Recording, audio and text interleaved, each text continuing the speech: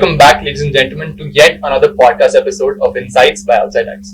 Now, today we have with us another guest from the IP induction program, and ma'am has been gracious enough to accept her offer to come to the podcast. Ma'am has recently come from. Yeah, thank you so much, ma'am. Ma'am has recently come from interacting with the 2023-28 IPM batch as well. And before we dive into the conversation, I wanted to give you a brief about ma'am as well.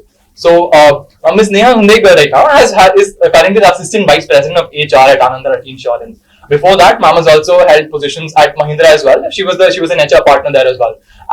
She was a lead recruitment consultant at White Pro. So her major areas of expertise include training and development and leadership management.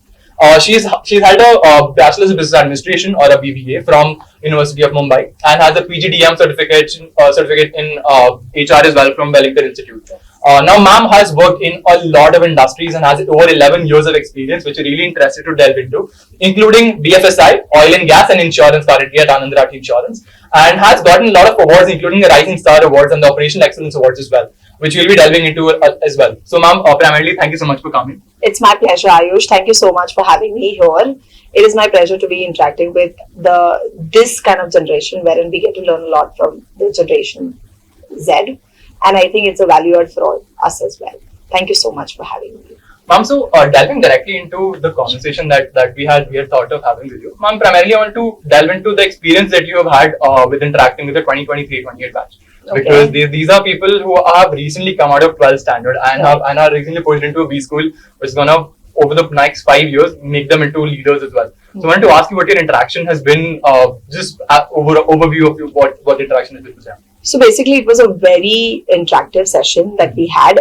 Here, students are so talented. They are doing so many extracurricular activities other than actually following the academics, which is very rare to see. Like Monday to Friday, they are actually studying. They are giving their hours for putting in their effort to finish their assignments and then do their degree courses. But on a Saturday, Sunday, they're actually doing extracurricular activities wherein they're engaging themselves in so many different things that you guys have planned for them, which is in a way giving a message that you guys have actually building them to be multitasking, which is very important when they go to a corporate world, right?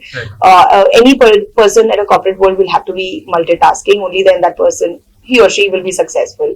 So my interaction with them, I get to see there are so many entrepreneurs coming from your, I think, university. So many of them want to start up their own companies, and there are so many of them who are having very big dreams, and they're having a structured approach of when I actually indulged in having a brief conversation, they gave me a structured approach as to how they want to achieve their dreams, which is commendable. At this age, having a dream and also ensuring that they're upscaling themselves, which is commendable. I think long way to go. Kudos to your college and the students who are here.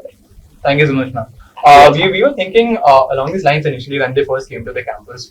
Even in our first year, we started off with OutsightX as well, and we've been getting into designs, we're getting into content strategy at the same time, getting into the podcast releases as well. So everything from pre-production to post-production.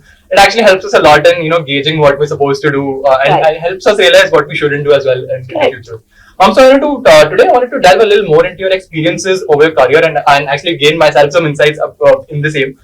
So speaking about the industries that you worked in, including oil and gas, FMCG, BFSI, and insurance, I wanted to ask you if you had to choose, what would be the best experience that you worked in each one of them?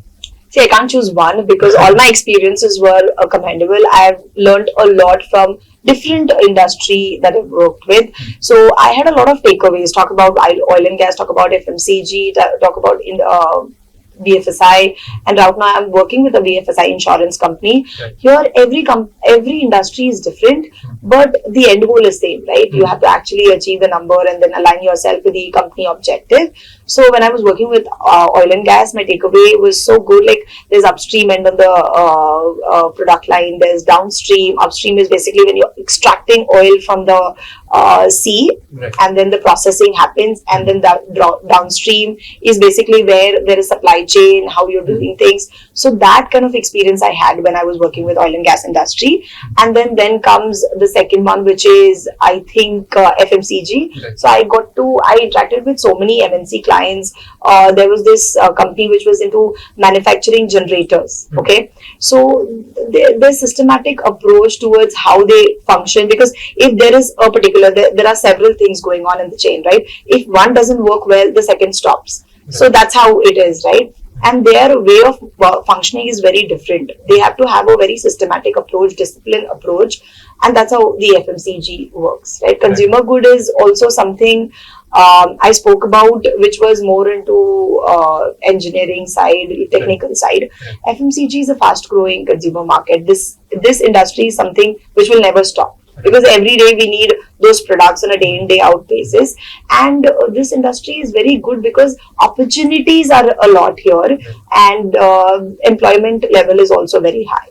So takeaway from this industry was really good, because I got to interact with who's who of the world, because I interacted with somebody from Unilever, I interacted with somebody from BAF as a company, BASF as a company, I'm so sorry. And then it was good experience because it was different than oil and gas. And BFSI, when I worked with Mahindra and Anand Rathi, I've been learning on insurance side of product.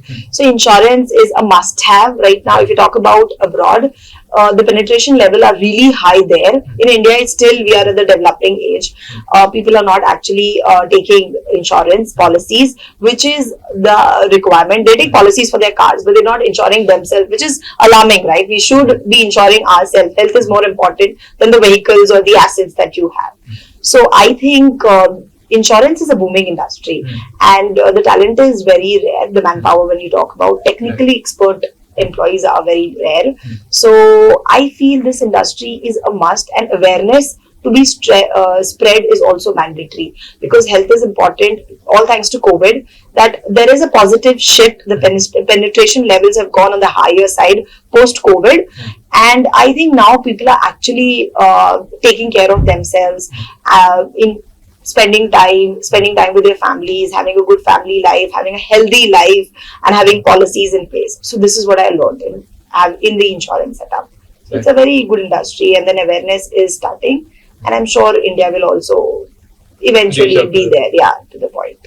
Wow, ma'am. I mean, just the sheer horizontal, the grasp of the amount of industry that you worked with was really mind-blowing to me as well, when I looked at your LinkedIn profile as well.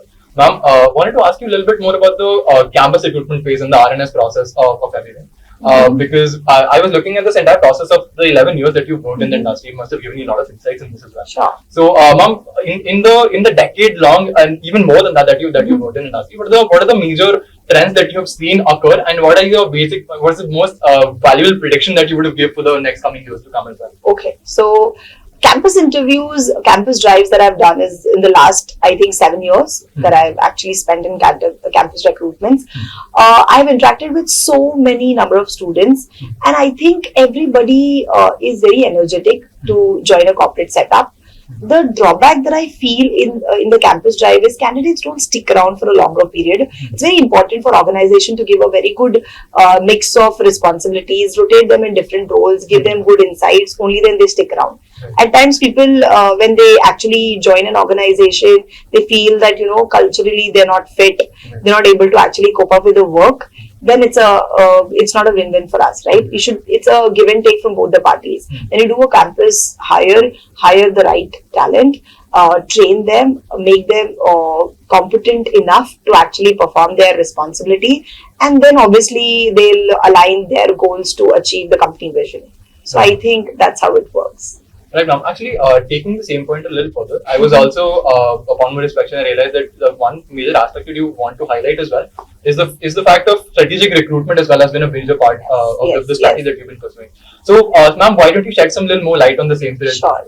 So what happens is strategic recruitment as a term we use for hiring 3-4 candidates. Firstly, strategic recruitment is done at the senior level as well. But when you talk about mid-level, we hire a combination of 3 people, like say a boss and 2 people reporting to them. When we do these kind of hirings, it saves a lot of time for us, training time, and then there is whenever there is a set of people who work together throughout, they always have a very good understanding with each other. So when you hire such talent, they'll be on the job immediately. So you don't have to actually invest your time in training and also creating that budding relationship with the manager and team member, right? So it helps us in making our job easy and also aligning them with our vision. Right, ma'am. I mean, I could understand this as well from what you've said, that if there's already a relationship that is already functioning in a very true sense, you just put them in an organization where they can foster their growth. Correct. It would skyrocket, their entire productivity as well. And also, one thing that I want to ask you a little bit more about is the fact that since you've worked in so many industries, you also have had dealt with multiple stakeholders at the same time. Right. And what is your philosophy and what your approach towards stakeholder management in any given role? So I feel having a cordial relationship is very important. So relationship is a key, right? You go anywhere. Relationship helps you along the way, and always having a one-on-one discussion rather than having a telephonic or mailer conversation. Connect with people, go talk to them, spend some time with them, understand as to what their requirements are. At times when stakeholders are feeling that the opposite party is not receptive, not understanding the queries that they're having, they always will not be cordial with you, right? It's always better that you have a very good relationship with that stakeholder, sit with them, understand with them, and also ensure that you listen to what they want and you provide solution. Be a solution provider to people. Only then there'll be a good approach. Relationship building and having a solution providing attitude helps in the stakeholder management. Actually, taking this a little further, I've also seen the fact that a lot of the people that we ended up interviewing also told us that there's a specific focus laid on people in any organization. Now, maybe helping them foster their growth by hiring a team that is already functioning, facing in an organization, or actually helping in conflict resolution or any other method involving anywhere from R&S to actually training and development. So I wanted to ask you a little bit more about the fact that since we have a lot of relationships that are managed in any given workplace, how do you approach conflicts per se in the workplace as well? So basically, there's a structured way of approaching conflicts, Ayush. Like there are different types of conflicts, right? There are issues within the team members. There are issues at the senior level. So we have a systematic approach of approaching it. So whenever there is a conflict, say there's a team member who's not happy with the boss. So there is a matrix that the person has to go through. That person will reach out to the HR. First, he'll try to understand as to why things are not working out with themselves. If that is not happening in the right way, then the HR intervention happens, and then the HR will understand from both the parties as to where there is a gap, right? If we can fix it, we try as much as possible to fix it, and mostly it is fixed. There is no problem as such. But at times, if there is a dispute, or maybe there is a people skill issue, like if there are two people who are not able to work with each other, then we do an internal job transfer. Obviously, we don't want to actually do away with any talent that we have. It's always better to absorb them internally, right? So that's the last escape that we have. We try and actually bridge the gap as much possible. Even the managers in our organizations are so good that they manage the conflicts themselves. It doesn't reach out to the HR. Worst case, if it just happens, then there is a proper team. There's a panel who sits HR, and then if HR is not able to give an appropriate solution, then it goes to a panel which is senior management, and then there's a solution given to it. If not, worst case, transfers. Right now.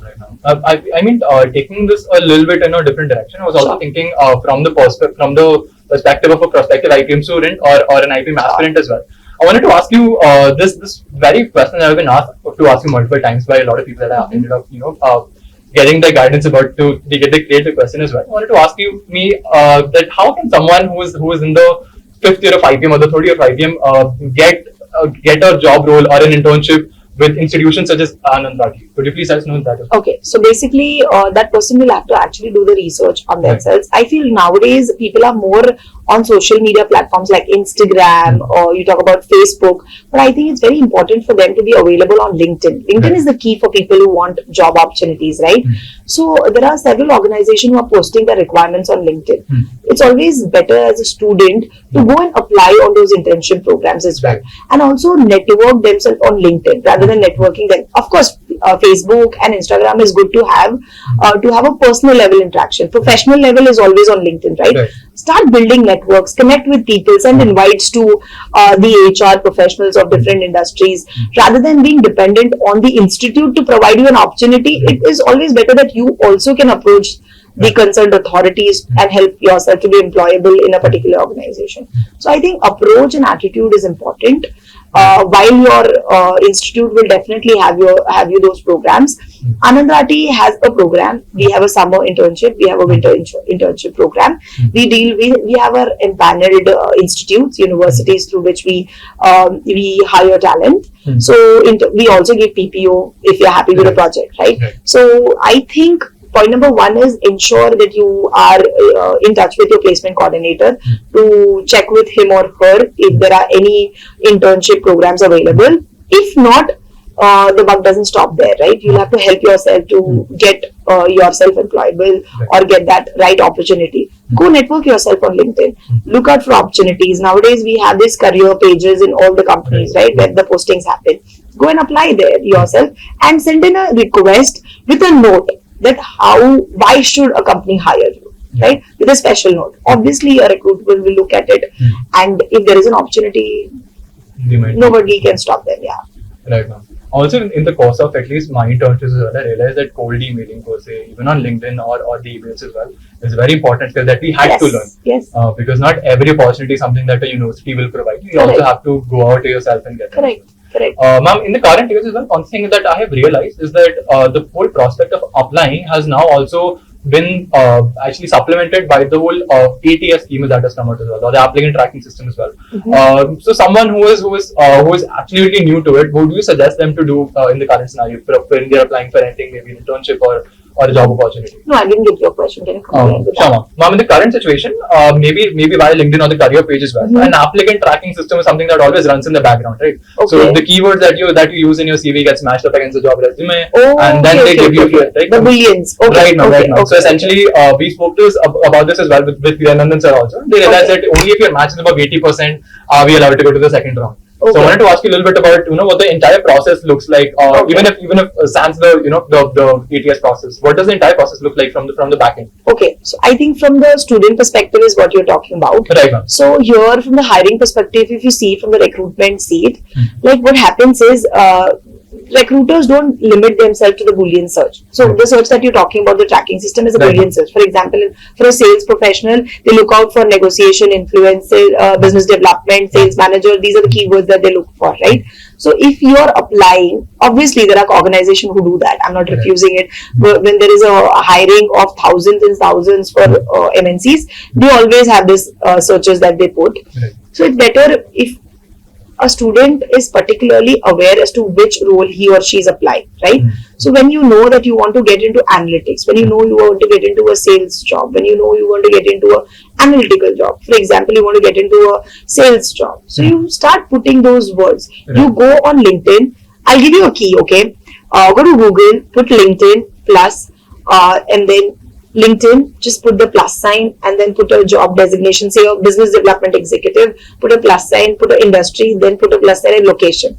Just run a search. You will get professionals of different companies who are a sales professional.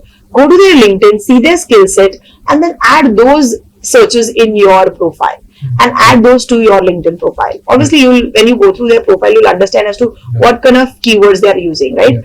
As a student, you'll have to actually learn that from them.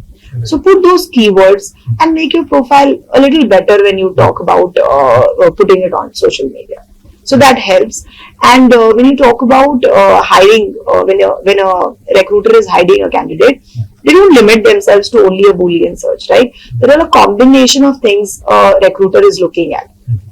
For example, years of experience, the culturally, if that candidate is fit, for example, he's worked with an organization which is equivalent or maybe at the same level or maybe which is having a similar work culture as we do, and also the education matters. There are a different permutation combination that a recruiter uses while hiring. So it's not limited to a particular search engine. Right now. Okay. I feel like I'm going to use the Google tool tonight itself. You should. And thank me later. Absolutely.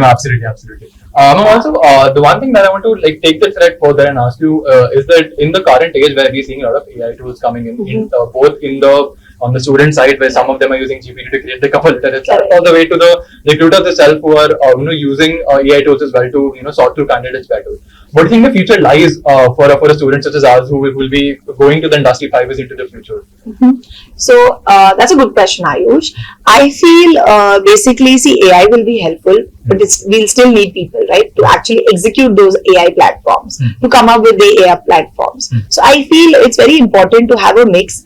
you'll have to upscale yourself, understand the algorithms, understand as to how AI works, develop those competencies so that in the near future, when you're actually on the job, you should be able to understand as to how that works, and also bridge a gap between the old way of working and the new way of working. It will be a combination of both. We'll not rely completely on AI because AI can also go wrong at times, right? We cannot completely rely on the platforms that we have. Human intervention is a must and it's required. So AI also is built up with a human, right? So it's always good to have both sides of the world and then bridge that and then come up with a talent.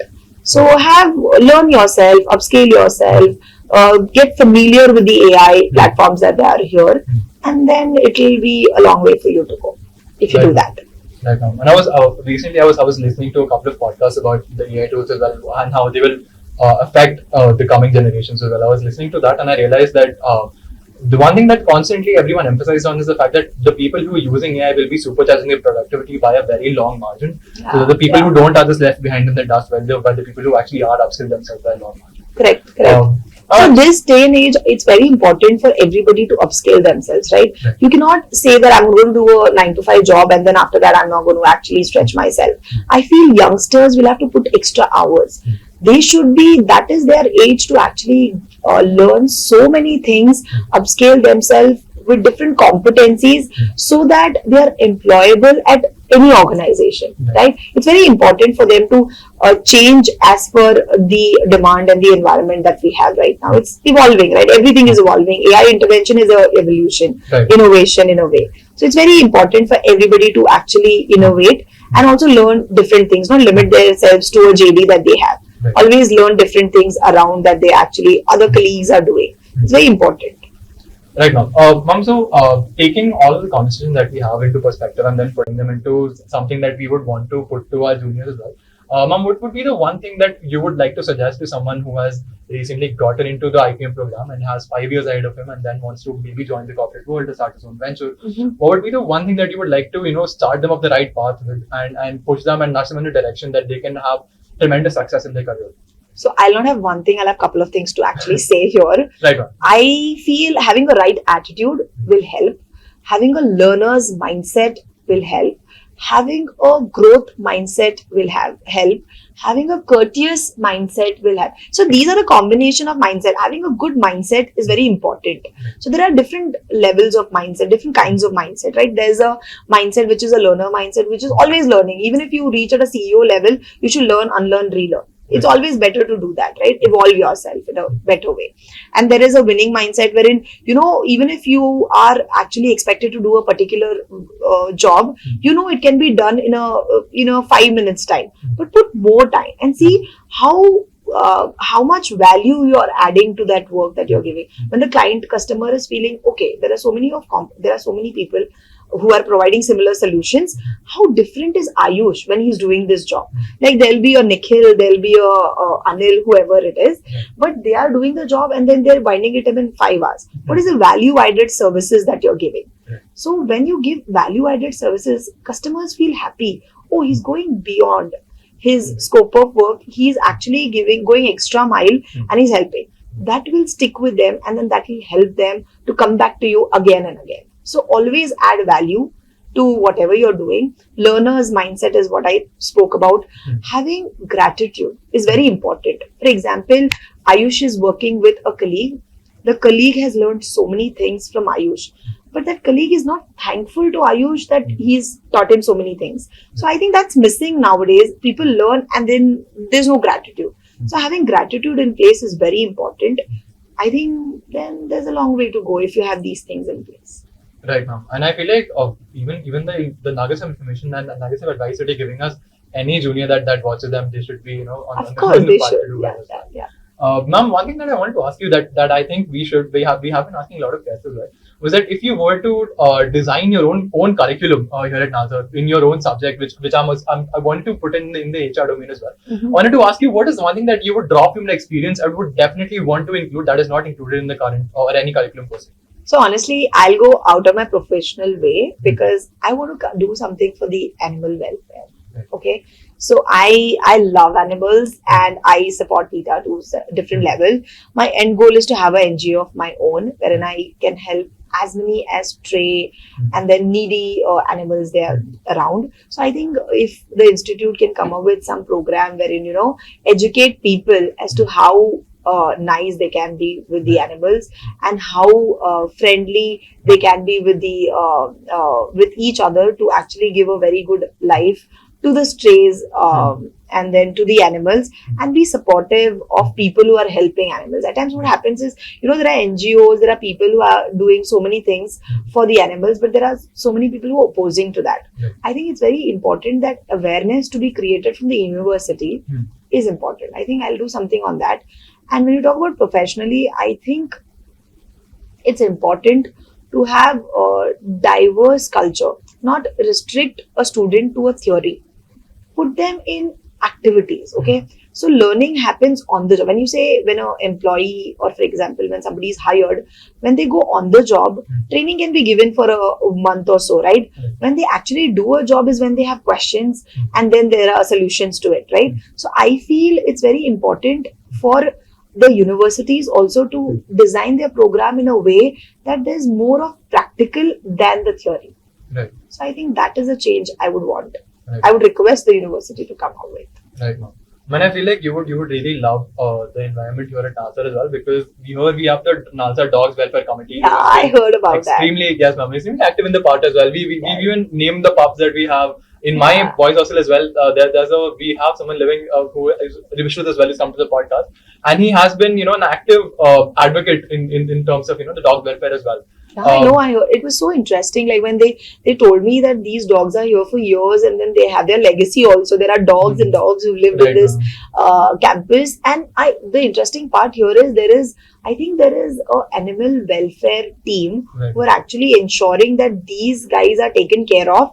They are neutered, which is very silly if people listen to it, but I think so good that if you actually education plays a key role, right? People say itna population बढ़ गया है, there are so many strays, there are so many, but educated people should think about it. Literacy help in a way that people should think that they should also go on and about their capacity and then do things. If you neuter them, then the population will not increase, and then it will be a win-win for even the people and the animals.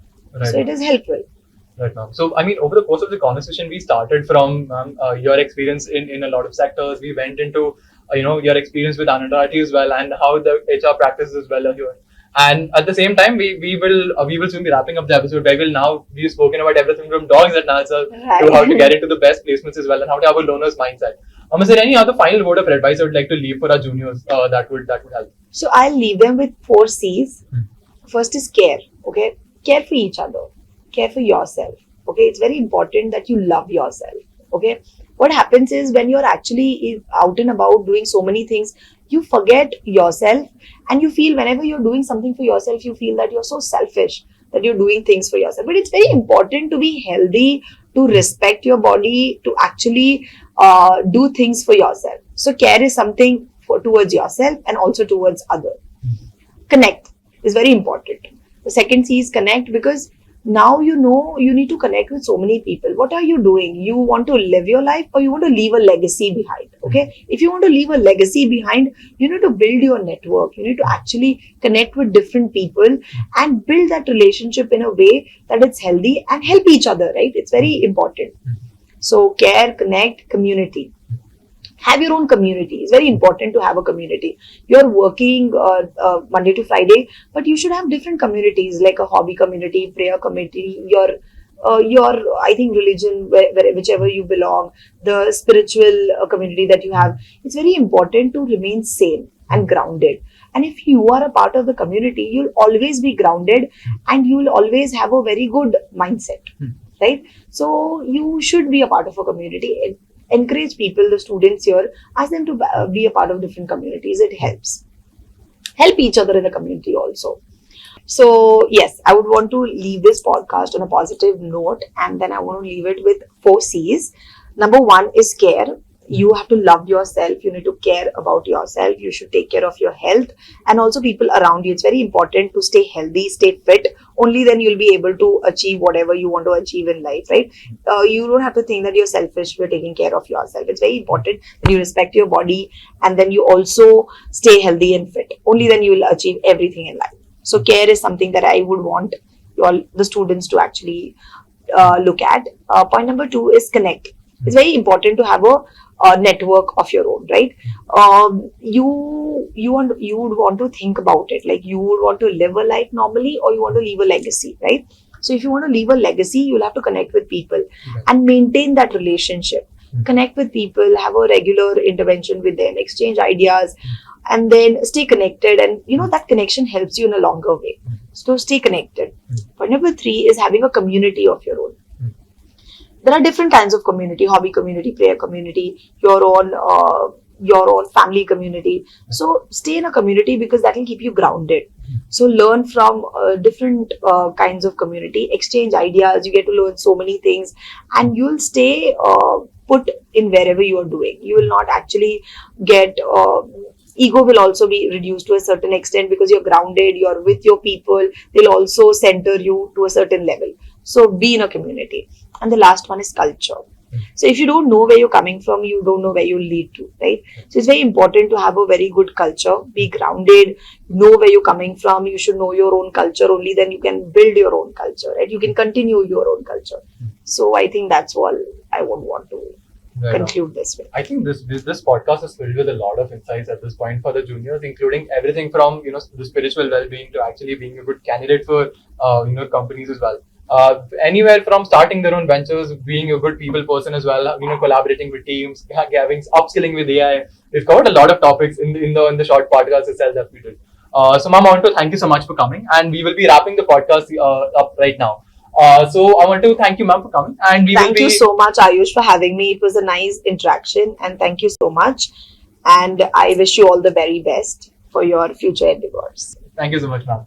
So we will be coming back with yet another speaker, yet another insightful session, and yet another piece of advice for all the juniors and all the people here aspiring to be an IPM student and currently being an IPM student. This is your host, Ayush Nigam, signing off. This is season 2 of Insights by OutsightX. Thank you so much.